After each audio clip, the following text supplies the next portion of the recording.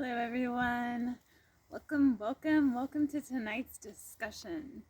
I am super excited to share this one with you. I've kind of been wanting to do this one for a while, but I just wanted to have more conversations with my mom, who is the person who introduced me to what's known as relational psychology tests.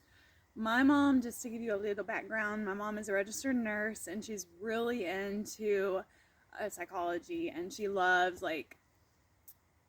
CSI and criminal and that kind of stuff, and trying to get into the brain of people so that she can better understand them. And it also teaches you ways to better understand yourself when you do these tests. It just kind of gives you more insight and kind of gives you a story to go with so that you don't realize what you're doing, and then kind of surprises you at the end with your analysis. And when she did this test with me, it just really taught me so much that I didn't recognize that was just sort of my perspective of myself. And so that's what it's about, your relationship with yourself and kind of getting to know yourself a little better.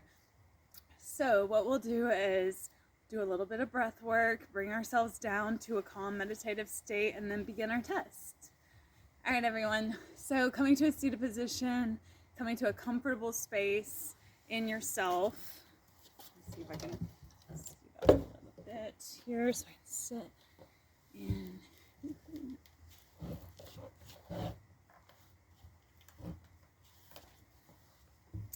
so yeah, coming to a relaxed position where you can focus inward and your mind isn't redirecting to your state of how you're sitting, that you just come into a calm, good posture, open, spacious breathing.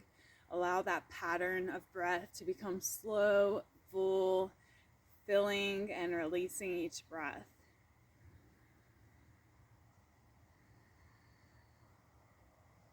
Calm breath, filling up the diaphragm area all the way up into the chest and throat space.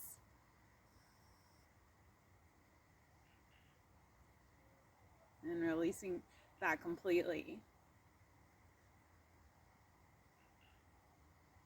Scanning the self, relaxing the top of the head, the crown, forehead between the brows, the eyes, cheeks, jaw, throat, shoulders, chest, creating more space to breathe. The ribs and mid-back, the belly and low back, the seat down to the legs, down into the feet. Feeling the breath flow from crown to soles. Okay, now we will begin our test. Imagine you are walking down through a forest. It's beautiful out. The sun is shining. The breeze is blowing soft. And you're walking towards a path. What does the path look like? Using your imaginings, walking down this path. You continue to walk through the trees and amongst them, and you look, and in the distance you see an animal. What kind of animal is it? You're coming closer and closer to this animal, and now you're coming up to it.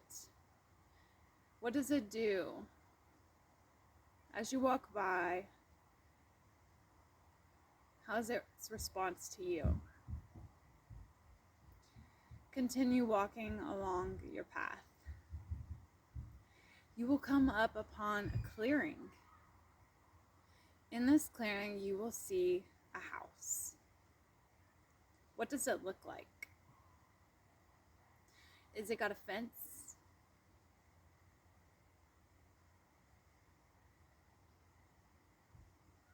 What is the condition of the house? Walking up to the house, you notice the front door is ajar. You look in and you see a table. What's on this table? You walk through the house, again, noticing the condition of the house, the decoration. What does this house look like? How big is it? Is there several floors? You can take as much time as you'd like walking through this house, checking it out. And then you come into the back door and you open it. And you're walking out of the house now. Walking out back through a garden, out past the back yard, and you come upon a body of water. Is it a pond, a lake, the ocean? You're gonna swim through this water. Do you try to stay dry, or do you allow yourself to get fully wet? As you go through all the way to the other side, you come to a wall. You are gonna have to get past this wall some way. What do you do? What is this wall like? You're going to get across it. However you do, and then you come to the other side. All right, are you ready for the results of your test? So, this path you're walking, you may have guessed, this is your life. This is your life path. You're walking down it, and then you come upon an animal. And what kind of animal was it? The size and fierceness of this animal indicates the size and severity of your personal problems. As you walked up to this animal and past it, the way it reacted to you is how you deal with your problems. Was it aggressive? Did it act passive? That's how you deal with problems. Then you continue to walk through a clearing, and you came upon your house. And this house represents you. So the condition of it, how big it was, the size, some say represents the size of your own personal ambition. So if it was a little tiny house, or if it was a great big mansion, can indicate the level of your own personal ambition. The condition of it is the way you see yourself. When you walked into this house, oh yes, also fenced in. If there was no fence, you're likely to be more open person, and the fence indicates your own personal gate. Okay, so you walk into the house and you come upon the table.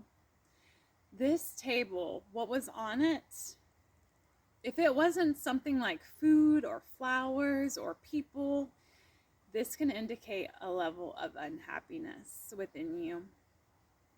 Finding that the table had something inviting and satisfying has to do with that happiness level, okay?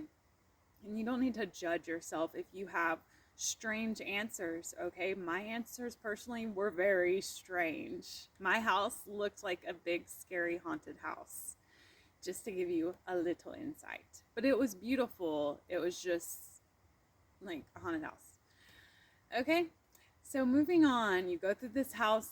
Again, the decoration, the condition of the house, they indicate the way you think of yourself. So I think that this is a great moment of inner reflection, because you weren't really recognizing what we're doing, but at the same time, just you allow yourself to go into your own recesses of your mind. Okay, you walk to the back, out through the back, through the garden, and you come into a body of water. The size of this body of water can sometimes indicate your sexual drive. The bigger, the more. The amount that you allowed yourself to get wet also indicates your sexual drive. The wetter, the better. Again, you don't need to judge yourself. If you tried to stay out of that water as much as possible, it doesn't mean anything. It's just a time to reflect on how you are inside. Maybe you didn't recognize how big or little some of these things were. And it's okay. You're allowed to be yourself.